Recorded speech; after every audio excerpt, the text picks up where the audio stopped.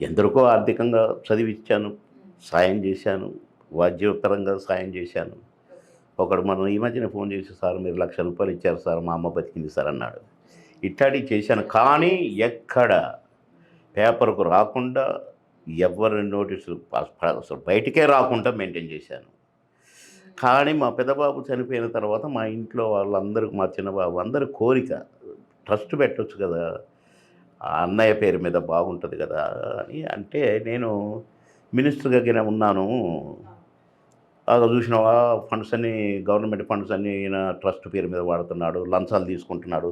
లంచాలు ఇప్పుడు నేను తీసుకోలేదు గనక సరిపోయింది. ఇప్పుడు ట్రస్ట్‌కి ఎవరైనా డబ్బులిచ్చి లంచం ఇచ్చితే లంచం ట్రస్ట్‌కి పోతున్నాయి. నాకొద్దయ్యా ట్రస్ట్‌లో ఏసేయి అని తీసుకుంటారు అట్లా. ఓకే. ఇయన్నీ వస్తాయి, చెడ్డ పేరని చేయలేదు. ఇప్పుడు నేను ఫ్రీగా ఉన్నాను కాబట్టి ట్రస్ట్ పేరు పెట్టాను.